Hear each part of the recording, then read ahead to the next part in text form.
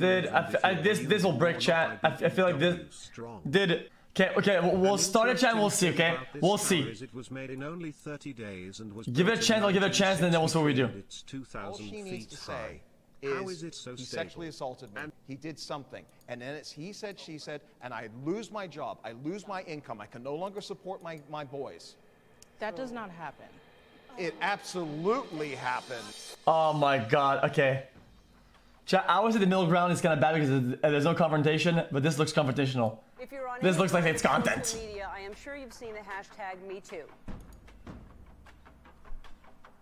Women are using 2 words on social media to identify themselves as survivors of sexual harassment and assault.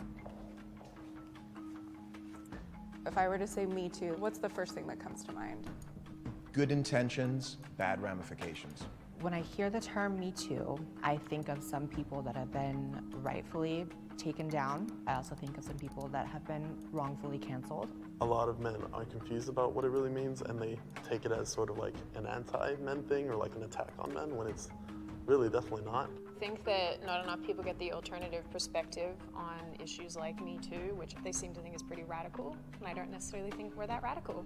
I guess I'm hoping for understanding as to what anti-Me Too means.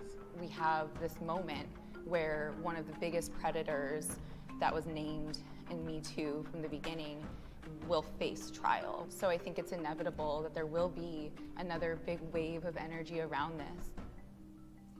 Okay. Hi guys, I'm Justin. I'm 21 and I'm majoring in sociology. My name is Sydney. I'm an American-Australian YouTuber and political commentator. I'm Avi. I'm a creative and a community designer. Hi, my name's Chelsea. I'm a community organizer and activist. Hi, my name is Dave Sussman. I am a co-host at America's Voice Live and America's Voice News, and I have a television show called Whiskey Politics. My name is Blair. Whiskey Politics. I do a social and political commentary. So can I get my pro Me Too group over here on the left and my anti back there on the right? Oh wait, they actually got anti-Me Too people. Jesus. The Me Too movement is a witch hunt.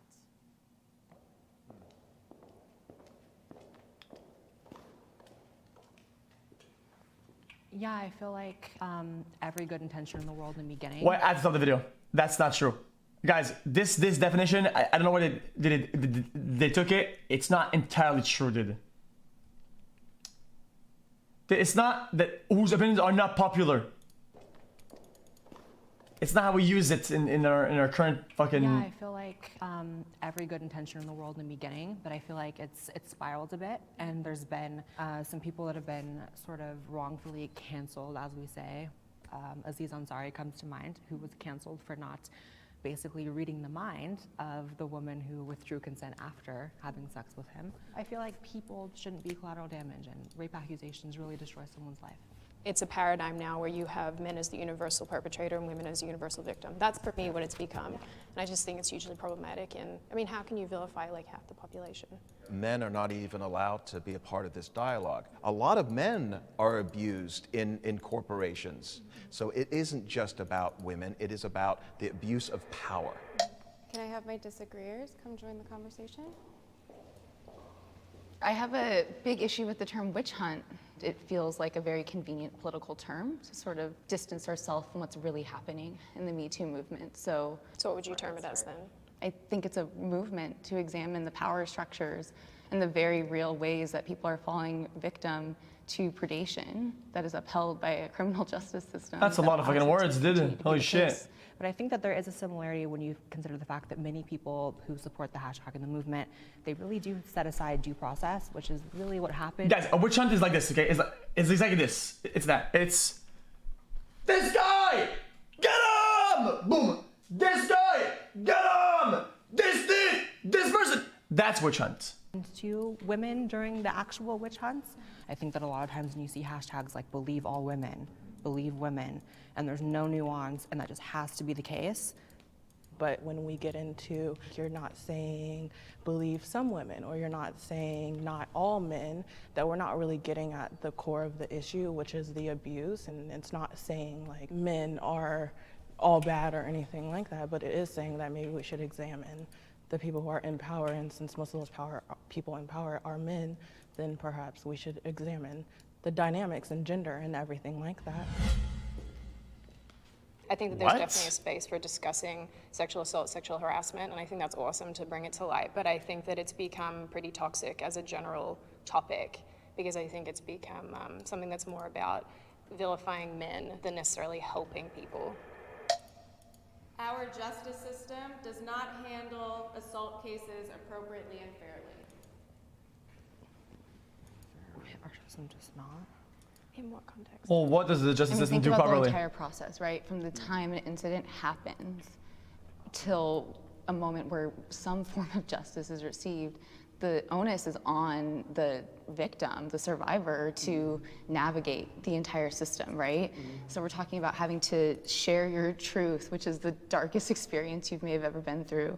Police reporting, the evidence collection is an extremely excruciating process for people, and so often we don't even have the funds available to do that. I know schools in Los Angeles weren't even able to It do has to rape be. kit testing on campuses. Well, it has to and then be. you look at the facts and data, that so few people end up in jail, so few people even get their day in court. Absolutely, and I think too, I mean, again, how you said it puts the onus on the victim already, is you have to prove that something happened to you.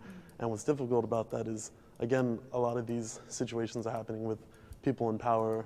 I mean, if two people are in a room together and there was like no witnesses or no anything, then it's already, I mean, you're already disbelieved because it's your word versus theirs. What about the thousands of men that are accused in corporations that we've never heard of before, that may not have the socioeconomic power to defend themselves, not only in court, but also in the court of public opinion, and maybe they were falsely accused? How do you prove a negative? How do you prove that something didn't happen when it's a he said, she said? Well, I think we're getting a little twisted, though. I thought the criminal justice system was innocent until proven guilty, which, Yes, again, it means... it's supposed to be. It's supposed to be. And it is, because it means that the burden of evidence is on the person who is trying to say, you know, alleged... So the MeToo movement in September of 2018 were standing outside of the Supreme Court, banging on the door, saying that the man is guilty and he should not be nominated as Supreme Court Justice. Based upon what? That the whole Fourth, Fifth, and Sixth Amendments were completely ignored on that. No due process whatsoever. So I would love to have Brett Kavanaugh have a day in court, and that hasn't happened, right? Because there was no proof provided. So there was then nothing there. So then That he's was- innocent. So what are you protecting? He's innocent then, right? But then why did half of the population of the United States, mostly I'm going on the brain left dead. and I can't. including their complicit media, make it sound like that this man was the devil incarnate? And they believed it, period. No nuance, no evidence needed. I think Believe that's- all women. Exactly. Here's what I'm hearing is, oh, well, it ruins lives. And he is on the Supreme Court currently. And what I'm not hearing you guys talk about is like the death threats that Christine Blasey Ford received after What that. about his family? They would have received death threats. No, But but you guys are talking about him. You're not talking about her. To me, I just think there's this assumption that you can't I disprove can't. negative, but really it's easier to say that this woman is coming forward or this man is coming forward because they want to get ahead in their career than it is to say that this person who we've trusted in our company, this person who we've trusted in this industry has been abusing that power for years. How is it that all of these women are all of a sudden just coming forward? Maybe they're coming forward now because there is a space, and maybe because of the nature of trauma, they are just now really kind of like addressing what had happened to them. I'm a rape victim. I was raped at 18. I understand that you don't really come to terms with that sometimes until like a while later. Like I wasn't able to like really be like say the words I was raped until I was probably 20. Chat, some of these arguments, the guys, they're just so flawed because they only get one side of the coin, dude. I don't even know, dude. Like 5 years after. The harsh reality is if you don't seek justice immediately, you don't get a rape kit, you come forward 20 years later, there's not really gonna be much of a case for you. So I think what's really important is that yes, like supporting people who come forward with these accusations, but also teaching people of any gender that when something like that happens to you, you have to immediately seek help. To me, it's like revolutionary in the sense of giving power and voice to people who are kind of told to be silent because it's more comfortable for society and for predators who may be in powerful positions. Okay. I fear false accusations. Well, everybody should go in the middle. I am a big proponent of equality. Who didn't go? I don't want to be, because I'm on the anti-MeToo side here, classified as a misogynist. I believe that the MeToo movement has swung way too far, and a lot of men that I know are deeply concerned about, and I refer to the Harvard Business Review study that just came out 3 months ago that suggested that 58% of men are deeply concerned about being falsely accused. That's changed my behavior in my life. I will no longer date somebody in my industry.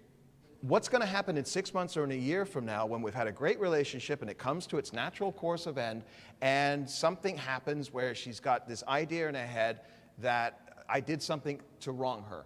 All she needs to say is, he sexually assaulted me, he did something, and then it's he said, she said, and I lose my job, I lose my income, I can no longer support my boys. That does not happen. It absolutely It does not happen. It happens every single day. No, mostly can't just pretend people it are doesn't pushed happen, off. Okay, it could happen. I think that you're talking about, well, men are scared now to, you know, be alone or whatever, and I think that's really just like... Guys, this guy's argument earlier was that let's say she was wrong, whatever.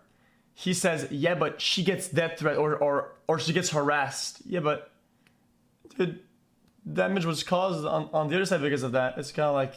It's like men finally being held accountable or maybe not even held accountable, just like be aware of the such like a space stupid that you're backwards taking argument. and your actions. So yeah, we're talking about false accusations. And I've been falsely accused of sexual assault, and absolutely nothing has happened to me. My reputation is not ruined. I can get a job, I can go to school because I didn't sexually assault anyone.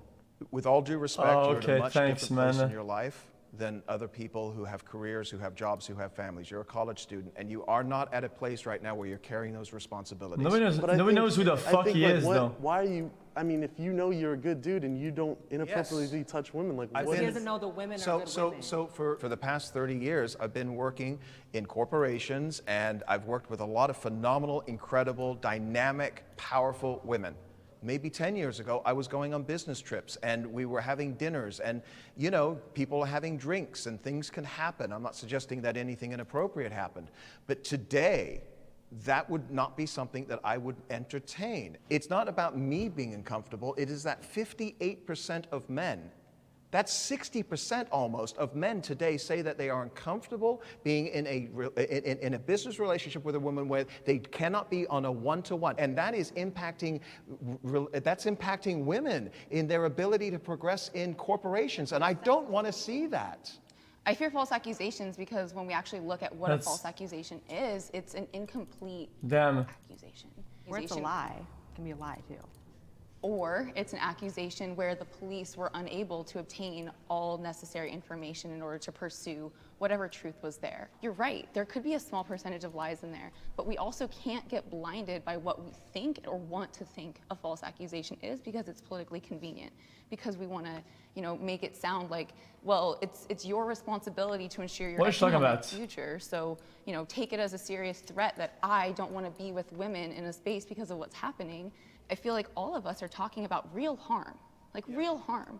And so it's sad that we talk about false accusations and we start throwing all these distractions out there when there's real harm that we could probably all be really good at solving together. Wait, but there's guys, I don't want to have a take so somebody gets mad at me, but I feel there can be harm on both sides. If it's false, there's also harm. It's different sort of harm, but it's also harm. It's damage, dude. It can happen on both sides. So I don't know what's the fucking. Think that the MeToo movement is an extremely important subject. It's changed our politics. It's changed our business. It's harm, but if you're wrong about harm, then it's harm. So impacting younger men. Just do it properly. The idea of having confidence to go and talk to a young woman that you find attractive, that builds confidence in men. And if they don't get that confidence from that, they're not finding it elsewhere, and we're starting to see men turn inward. They're playing video games more, they're going to porn more, they're not getting off the couch, and that's going to impact them later in life. The lines between harassment, assault, and rape are being blurred. Okay, don't dance there, dude. Y'all don't agree at all? Okay. So if you're in the workplace and somebody puts their hand on your waist... Wait, hold up, chat. I think the lines between banter, insults, and bullying online are being absolutely blurred as well, dude. And the line between being angry, negative, and toxic as well. People don't know the difference anymore, dude. Yep, these lines are blurred the fuck out. That's what's up. And you go to human resources, the person who did that could be accused of sexual assault. Now, if you get any man on the street or any man or woman on the street and say to them, so-and-so was convicted of sexual assault, in that person's mind, that's the same as rape. Okay, and so yes, there are a tremendous number of levels that are going to differentiate the seriousness between the hand on the waist, which is unwanted, and should be dealt with. If somebody touches you in a way that you're not comfortable with, you should say to that person, I'm uncomfortable with you touching me this way. There was a study that was done in Australia on college campuses that basically tried to measure how many women have experienced, it had a very small fraction of men in that too, but it was predominantly women, how many have experienced sexual assault and things like that on campus. And the number came back and it was very high. But what they'd included in that was like leering, like someone leering at you.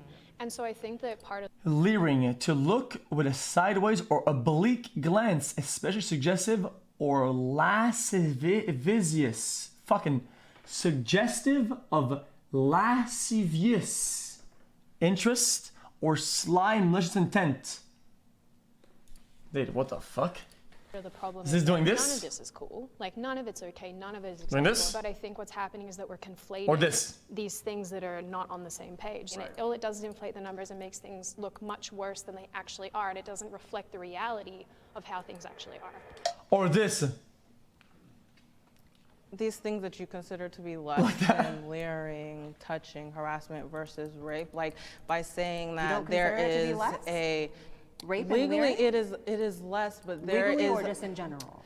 As I'm trying to say, when you're grooming someone, and this is something that people do, they test little things. Like if I look at her in a way that makes her uncomfortable, or them or him in a way that makes them uncomfortable, how are they going to react? If they don't react to that, then you're constantly, these are seen as green lights by predators to increase that behavior. This is my issue with people who are anti-MeToo, is that they look at small details and say that what the takes fuck? the power away from other things. Context matters. All of these and context matters. Context matters. When you say that 81% of women have been sexually assaulted, including leering and someone entering your body, which is rape. Okay, so let's take away that. Is Let's take away and that. it's creating One hysteria. in 4 women are actually hysteria. raped. That's 25% No, of those women. numbers have been debunked. Is she saying that somebody's a predator because he looked that way? Is that it? As a mother, would you ever send your daughters to college knowing that 1 in 5 chance of them being raped? Why are women young girls being sent to college with those statistics? Well, here you go again. You're denying us economic opportunity and like upward mobility because of the situation that happens. That's so far out of left field. Well, that's the question that you're asking us. I challenge the question because it comes from a place of denying women upward mobility based on a situation that we can't control. I think when you look historically, we've had such limited ways of talking about unwanted and unwelcomed behavior that happens to us. So I think it's a really amazing moment actually that we're in, that the language of leering and rape are put on a spectrum. But they're not really on a spectrum when they're lumped in as the term sexual Well, you're assault. talking about media's limited ability to communicate these things. Leering. But also you're challenging it based. Also Me Too. But here we are, Me Too, and here I am dealing with nuance. But I think and so you're when you an sit here and anomaly. say that nuance is it's not here, it's not a part of the conversation, you're erasing me. I think you're actually an anomaly in a lot of this, because when you Guys, you know when you play games and you tab out? In real life sometimes I do that, where like I put my eye somewhere and I tab out in real life. And my brain switches and my eyes stay there, but I'm not looking, right? If I do that and somebody shows up, right? And some girl did, that doesn't make me a predator, man. I'm tapped out, man. I'm tapped out. people about this topic, you get this very overarching, one way is the highway perspective. When you have these figureheads that are saying 81% of the population that is a woman is going to be sexually assaulted in her lifetime, and not breaking down what that means, that's huge. And then you have young people who are being influenced by that. So no, it's like intellectually dishonest to run with something like that. And the worst part is, sorry Blair, all we ever talk about is women. I am so sick of hearing about women. I hate the fact that, you know, women they experience this, but how about we talk about what men go through for a hot second? Because I will tell you now, it will probably be in the same frequency. Men are raped in the home at the same frequency by women as women. You're totally right, and it was one of the big failures early on of the Me Too movement, that it centered the stories of white women explicitly. I say here as a white woman, that it was really focused on celebrity, like they need more media attention and more power at their backs. And meanwhile, hotel keepers and house workers, and there were so many people who are experiencing the same types of power dynamics on smaller scales, but are never gonna get the media spotlight. The media wants to create a victim, they want to create clicks, and so they use the most sensational headlines so that they get those clicks. Context does matter. Because when you're talking about individual human beings, they have their own lives. And I'm not talking about a Louis C.K. who's got millions in the bank. I'm talking about some guy that's earning 50, 60, 100 grand a year that could barely survive. I think we agree on a lot more than we disagree with here. Me Too was a way for survivors to find each other. Okay, I agree with some of you when he said 100K could better survive. Okay, dude. I'm so supportive of the need to find connection in some of the darkest experiences people have in their lives. And I think he meant today, I think there's a great need for accountability and to fix some of the most broken systems in our country today. I think he meant better survive I've been personally affected the downfall. by sexual harassment and assault.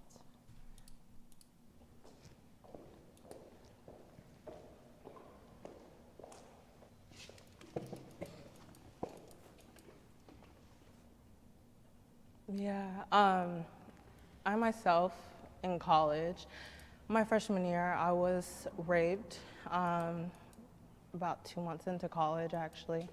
If parents knew more of what actually happens on college campuses, then yeah, maybe they wouldn't be sending their girls to college. And so to know that I went to a school that purposely misrepresented the dangers on campus and also did not have resources for people that like things did happen to. Chat, I'm not laughing, guys. It's not fair, dude. Somebody said something in chat, and guys, I wasn't even listening. It's the statistics on these things are kind of dismissed because people think that it's not possible, and it is possible because it is in the best interest of these institutions to sweep these things under the rug, because where are they going to get their tuition money from?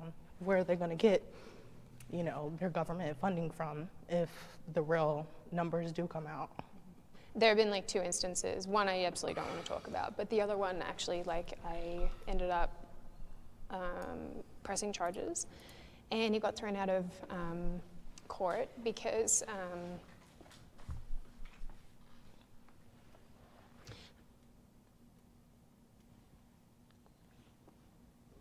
yeah, I mean, it's really funny because I'm over here like, I don't think things are on the same level, but things impact you in like bizarre ways. But yeah, like because the perpetrator wasn't white, and because he was like, I'm, you know, part of like a certain religion, and the police were basically just like, we can't because of cultural differences, which I don't feel like is such a great reason for like throwing something out. So that was one of the weirdest, hardest, most, I guess, insulting experiences to go through. But it's funny because as we're talking about all of this, the thing that keeps coming up for me is one of my best guy friends, we've been friends for nearly a decade. I don't know how it came up, but he goes, oh yeah, no, I was sexually assaulted. And I was like, what? And he just brushed it off like it was nothing. And he said, like, it doesn't matter. He's like, it's fine. This just made me think of him the entire time and how under ordinary circumstances he just would be dismissed. I think what was said, because I want to get to the arguments now. Trauma like affects you in different ways. Like, I was raped like pretty brutally when I was 18, and is there any other questions in there? I convinced myself right after that it was somehow my fault. Fix the chat. There's no fixing the. A date with this guy who was quite a bit older. I think he was like 30, and I guess when I was getting passionate earlier about like things like leering, getting conflated with rape, it's because almost insulting, it is insulting, to act like that is anything. Not that I think you guys do at all. But yeah, that's me. I was very deeply like triggered, I hate that word, but like brought back that memory of being touched on my back in a way, because that was like how I was held in the moment something happened to me, and it was really hard for me to like accept hugs and like all the like positive touch I needed after that happened, because it instead like was taken from me as a positive thing and turned into a negative, and it was like it just sits with you. It's whether it's dormant or active and present, it's with you.